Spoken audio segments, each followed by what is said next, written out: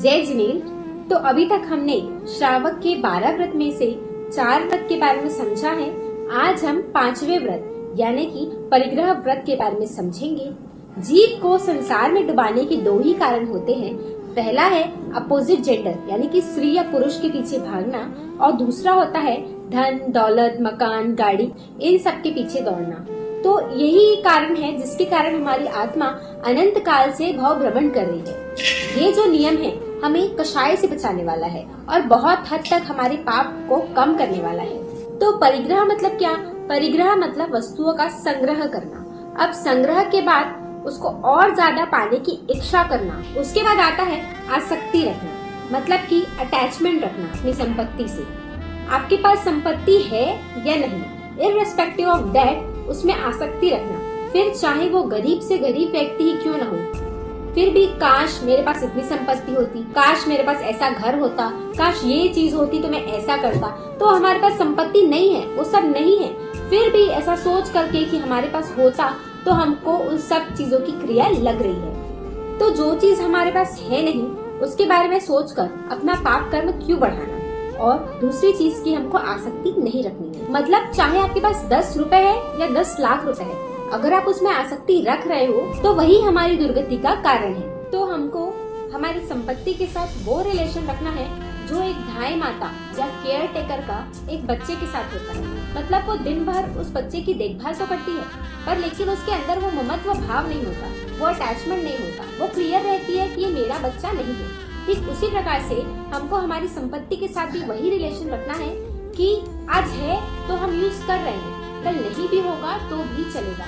भरत चक्रवर्ती, उनके पास कितनी संपत्ति थी, 6 खंड का राज्य उनके पास था, वो चक्रवर्ती थे। तो सोचिए अब जरा उनके पास कितनी संपत्ति होगी, फिर भी उनके मन में थोड़ा सा भी उसके प्रति आसक्ति भाव नहीं था, तो उनकी सदगति संभव हो पाई। और दूसरी तरफ हम देखते हैं कि मम्मन सेठ का उदाहरण, जिन्होंने अपनी संपत्ति पर इतनी आसक्ति रखी कि उनकी दुर्गति से उन्हें कोई नहीं बचा पाया। तो पचकान हमको सिर्फ द्रव्य से नहीं भाव से भी लेना है। ऐसा नहीं है कि पचकान तो ले लिया फिर भी मन में और पाने की इच्छा है, इसलिए सोच समझ कर हमको मर्यादा रखनी है। तो पहला आता है क्षेत्र से। क्षेत्र किसे कहते हैं? जैसे हमारी कोई खुली ज़मीन, प्लॉट, खेत आदि है तो उसकी मर्यादा सेट करनी है कि जैसे मेरे नाम से इतने खेत या प्लॉट जो भी आदि हैं उसके उपरांत का त्याग। आपको पहले अच्छे से पता कर लेना है कि आपके नाम से कितने खुली ज़मीन है, उसके अंक आपको यहाँ पे लिखने हैं। आप शुरू में साल भर के पचकान ले सकते हैं जिससे कि पचकान भंग नहीं हो।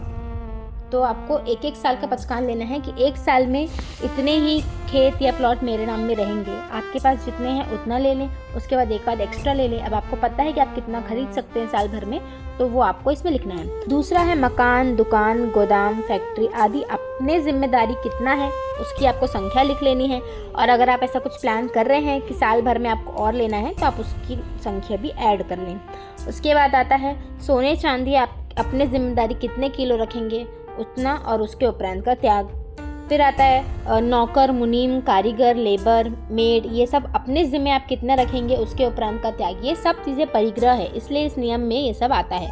फिर आता है कपड़े पहनने के इतने स्टॉक, मतलब कि जैसे कि साल भर में इतने ही कपड़े हम यूज़ करेंगे। जैसे मान लो आपने रखा कि 100 साड़ी, तो अगर आपके पास 100 साड़ी हो चुकी है, आपको कोई साड़ी लेनी है तो पहले आपको उस 100 में से एक साड़ी किसी को देनी होगी, फिर आप एक नई खरीद सकते हैं। तो इस प्रकार से आप गिन ले आपके पास कितने कपड़े हैं और आप कितना ले सकते हैं साल भर में, एक्स्ट्रा रख लें, और बाकी उसके उपरांत का त्याग। तो हमको एक्स्ट्रा चीज़ों की क्रिया नहीं लगती है, जितना हमारे पास है उतने की ही हमको क्रिया लगती है। गाय, भैंस, बकरी ये सब जानवर भी पालते हैं कई लोग, तो वो अपनी जिम्मेदारी इतना और बाकी उसके उपरांत का त्याग। अब अपने जिम्मेदारी में fridge, TV, video game, phone ये सब कितना रखेंगे वो लिख लेना है, और उसके उपरांत का त्याग। ये सारे नियमों को आपको एक बार गुरु भगवंतों के पास जा करके समझ करके अच्छे से लिख करके लेना है, ताकि कोई भी चीज़ छूट नहीं जाए और नियम भंग होने का को दोष ना लगे। तो इस प्रकार से जितनी भी चीज़ें हम यूज़ करते हैं वह सब इस नियम में आती है। परमात्मा के आगे विरुद्ध कुछ कहा हो तो मैं क्षामित करूँ। जय जिनसार।